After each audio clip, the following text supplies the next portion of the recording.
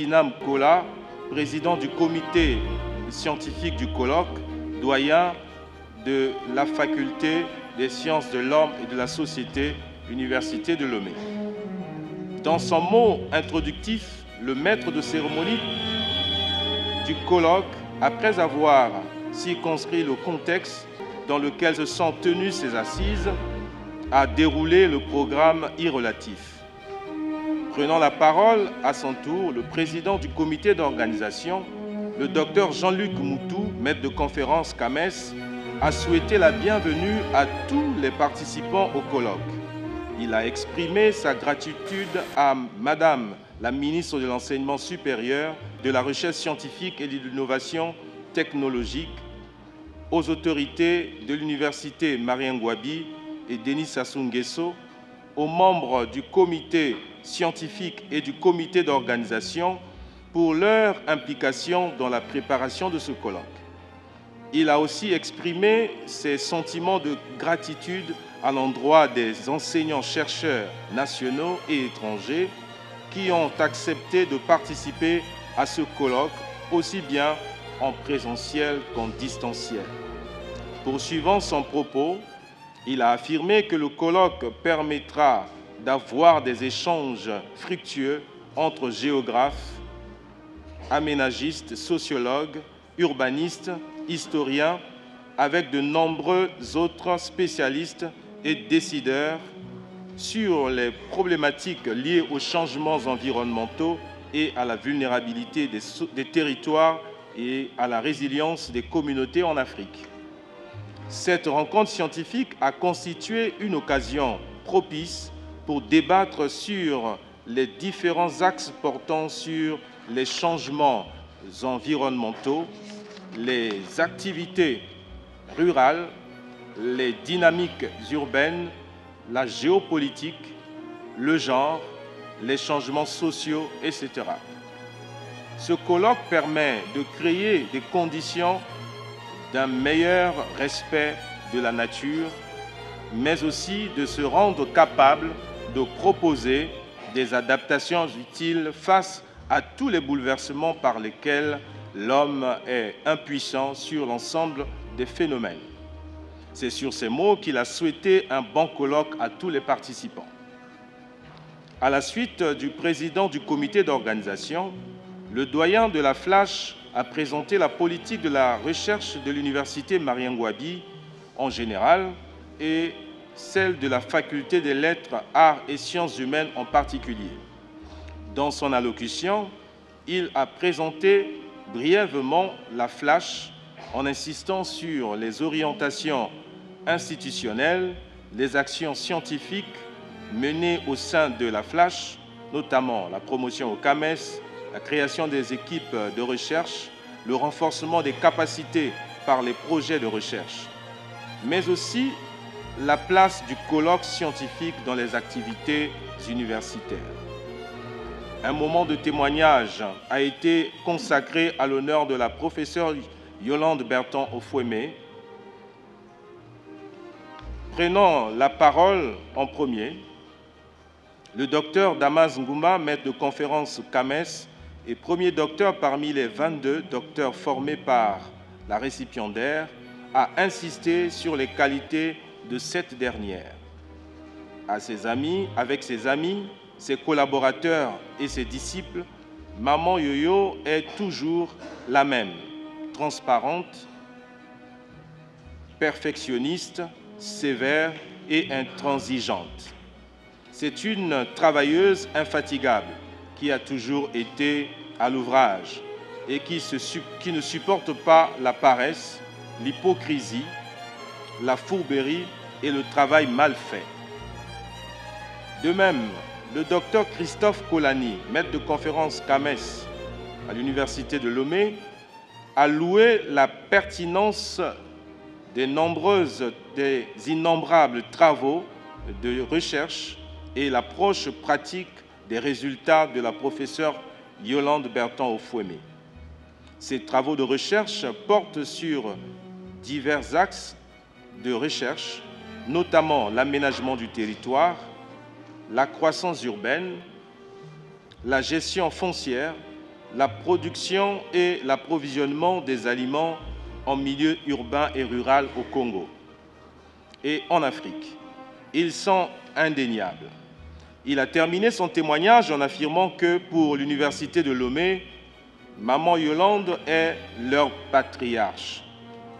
Ces deux témoignages ont été complétés par ceux d'anciens étudiants de licence, de master, de géographie, ainsi que ceux sous forme de vidéos des membres de la famille de la professeure Yolande Berton Ofouémé. Prenant la parole à son tour, Madame la professeure Emmanuelle née Delphine Edith Adouki, ministre de l'Enseignement supérieur, de la Recherche scientifique et de l'innovation technologique, a souligné l'importance de ce colloque qui s'inscrit dans le prolongement de la tenue du sommet des 3 bassins tropicaux. En effet, la violence des changements climatiques conduit à la vulnérabilité des territoires. Tout cela peut être surmonté grâce à la résilience des communautés. Poursuivant son intervention, elle a rendu hommage à la professeure Yolande Berton Ofouémé en affirmant que son pédigré suscite de l'admiration. Première femme professeure titulaire de géographie en République du Congo, elle fait la fierté des femmes de sciences, mais également elle sert de modèle non seulement aux collègues enseignants, mais aussi à des générations de jeunes scientifiques. Par ailleurs, elle a tenu particulièrement à exalter l'immensité de son œuvre qui comprend une production scientifique exceptionnelle, riche, portant sur des thématiques aussi variées qu'originales, transversales et interdisciplinaires. Elle a dirigé 22 thèses de doctorat au plan national et a assuré plusieurs fonctions au niveau académique. C'est pourquoi, par sa voix, c'est la République qui reconnaît ses talents. Pour terminer, elle a souhaité que ce colloque soit un moment d'échange fructueux et puisse apporter des approches de solutions aux problèmes environnementaux et de la vulnérabilité des territoires. C'est sur ces mots qu'elle a déclaré ouvert les travaux du colloque scientifique en hommage à la professeure Yolande Berton Ofouémé. La leçon inaugurale intitulée « Changements environnementaux et vulnérabilité des territoires, quelle résilience pour les communautés rurales d'Afrique subsaharienne » a été prononcée par le professeur Michel Edinam Kola, président du comité scientifique. Prenant la parole, le professeur Edinam Kola a déclaré que la planète Terre est de plus en plus exposée aux effets des changements environnementaux. Les changements environnementaux, a-t-il affirmé, surviennent dans un contexte global de changement climatique. Ces changements induisent les vulnérabilités sur des territoires et suscitent des résiliences au sein des communautés humaines. De tous les continents, le continent africain est le plus exposé aux effets des changements environnementaux et aussi le plus vulnérable. Une telle vulnérabilité affecte toutes les couches sociales de la population, mais davantage les communautés rurales, fortement dépendantes de l'activité agricole. Cette conférence inaugurale rend compte des vulnérabilités vécues par les territoires et les communautés rurales, puis des résiliences développées par les communautés en Afrique subsaharienne face aux changements environnementaux. S'appuyant sur la littérature existante, la contribution passe en revue les principaux concepts mobilisés dans l'analyse des changements environnementaux, décrit les manifestations, analyse les types de vulnérabilité et les formes de résilience développées par les populations rurales dans différents milieux bioclimatiques subsahariens. La communication se termine par une esquisse d'approche de solutions en vue de renforcer la résilience des populations rurales et atteindre les objectifs du développement durable. Après 3 jours des travaux relatifs au colloque organisé à Brazzaville du 10 au 12 janvier 2024, en hommage à la professeure Yolande Berton Ofoemé, les participants ont fait les recommandations suivantes. Au pouvoir public, évaluer la vulnérabilité et la résilience des populations face aux risques environnementaux. Impliquer les sociétés savantes, universités et laboratoires dans les études des risques environnementaux et des projets de développement. Créer et vulgariser les systèmes d'alerte. Appliquer les textes relatifs à la protection de l'environnement, aux lois foncières, d'urbanisme et d'aménagement du territoire. Aux universitaires, créer et dynamiser les groupes de recherche pluridisciplinaires concernant les problèmes environnementaux et la résilience des populations.